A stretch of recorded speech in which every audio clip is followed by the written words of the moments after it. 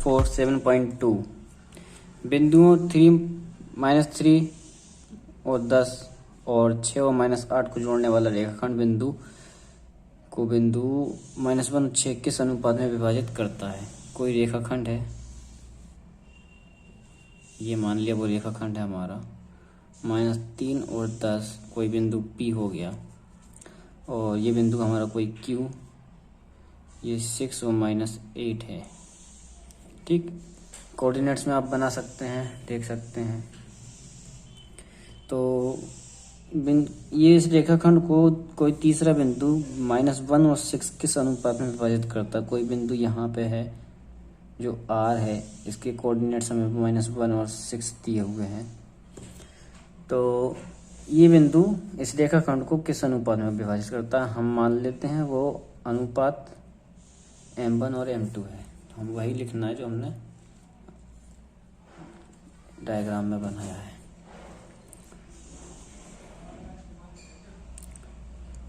रेखाखंड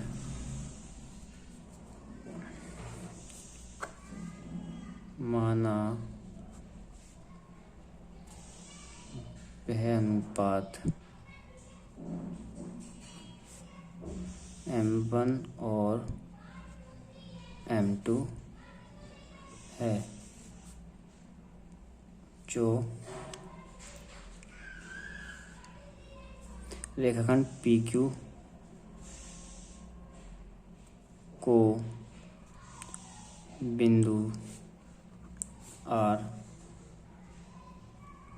विभाजित करता है। तो M1 हमारा M1 है, M2 हमारा M2 है, और R के निर्देशांक हम लिखेंगे -1 और 6, और P के निर्देशांक हमारे -3 10, Q के निर्देशांक हैं 6 -8। तो x बराबर क्या होता है, M1 x2 plus M2 x1 M1 plus M2। निर्देशांक निकालने के लिए हम किसी भी पॉइंट का इस्तेमाल कर सकते हैं। इसका इस्तेमाल करेंगे तो हम x वाला फॉर्मूला, अगर 6 का उपयोग कर रहे हो तो y का फॉर्मूला लिखेंगे। तो x क्या है हमारा, -1, M1 हमें पता नहीं है, x2 कितना है 6 है, बीच में एक क्रॉस, x1 कितना -3, M1 प्लस M2। तो ये गया इस तरफ इंटू करने -1 में, ये डिवाइड कर रहा है ना, तो यहाँ जाके इंटू करेगा, और ये हो जाएंगे 6 M1 प्लस -3 M2। इसको ही कर दो माइनस से इंटू, -M1 -M2 बराबर 6 M1 -3 M2। 3 M2 इस तरफ हो जाएगा, तो -M2 और माइनस की जगह ये +3 M2 हो जाएगा। 6 M1 ये माइनस का इस तरफ जाएगा, प्लस का हो जाएगा प्लस M1। अब माइनस कर दो तो 2 M2 इक्वल टू ये हो जाएगा 7 M1। अब M1 अपॉन M2 चाहिए, तो 2 यहीं रहने दो, 7 नीचे लेके आ रहा हो, और M1 यहाँ पे तो 7 M2 नीचे। ये हमारा रेशियो आ गया, अनुपात, तथा अनुपात क्या हो गया हमारा 2:7। ठीक है, वह अनुपात ज्ञात कीजिए जिसमें बिंदुओं A 1-5 और B -4 5 को मिलाने वाला रेखाखंड एक अक्ष से विभाजित होता है। इस विभाजन बिंदु के निर्देशांक भी ज्ञात करने। अब हमें बिंदु 1-5 कहाँ होगा, यहाँ पर, ये बिंदु 1-5 है, बिंदु A, और -4 5 कहाँ पे होगा, -4 यहाँ आएगा और 5 आएगा यहाँ पर। इसको हम क्या बोलते हैं, -4 5 जो पॉइंट दिया है। अब ये जो रेखाखंड है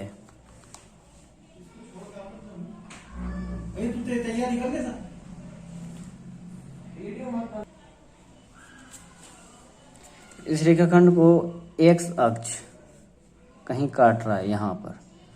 ये बिंदु हमें पर प्राप्त करना है, ज्ञात करना है। ये बिंदु कोई सी है, तो बिंदु सी के निर्देशांक भी हमें पता होने चाहिए, तब जाके हम इसके m1 और m2 का रेशियो निकाल पाएंगे।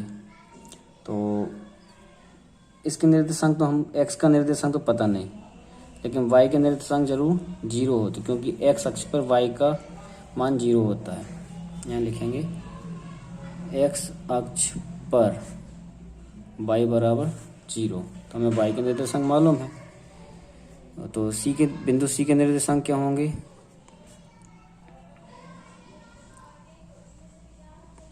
बिंदु C के निर्देशांक होंगे x जो हमें मालूम नहीं, y जो 0 है। तो बिंदु C रेखाखंड AB को m/m2 में विभाजित करता है। तो बिंदु C के निर्देशांक मतलब y, हमें y वाला फॉर्मूला रखना पड़ेगा यहाँ पे। y बराबर m1 m2 plus m2 y1 m1 m2। y कितना है? 0। m1 हमें पता नहीं। y2, अब y x1 y1 x2 y2, तो y2 कितना है? 5 प्लस m2 y1 कितना है? माइनस का 5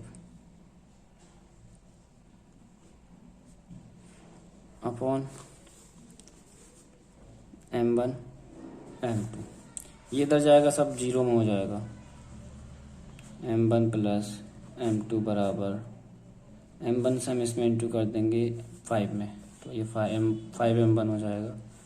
इसका इंटू करेंगे तो माइनस प्लस माइनस 5m2 हो जाएगा। ये सब 0 बराबर 5m1 माइनस 5m2। ये माइनस का इस तरफ, या इसको यहाँ ले आओ, m1 माइनस m2। ये प्लस का इस तरफ आएगा तो माइनस का हो जाएगा, और m1 बटे m2 माइनस 5, ये वाला minus 5, minus minus cancel, 5 cancel, 1/1। अतः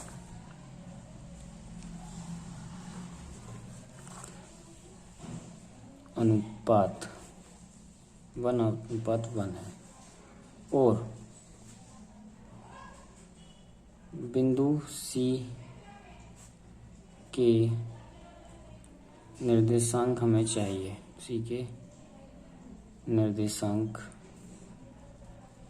के लिए हम x वाला फॉर्मूला लगाएंगे। x बराबर m1 x2 और m2 x1 बटे m1 m2 वाला।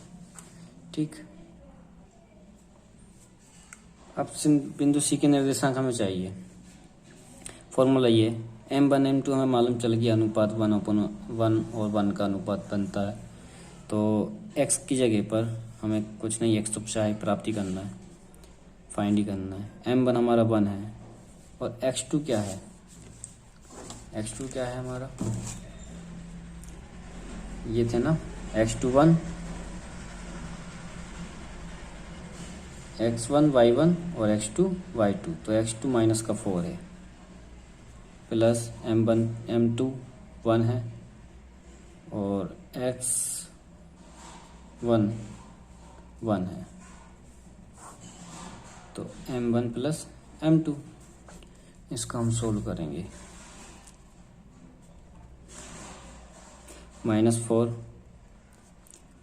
1/2, और ये -3/2। तो x की वैल्यू आ गई थी -3/2, और y का मान 0 था ही। तो बिंदु C के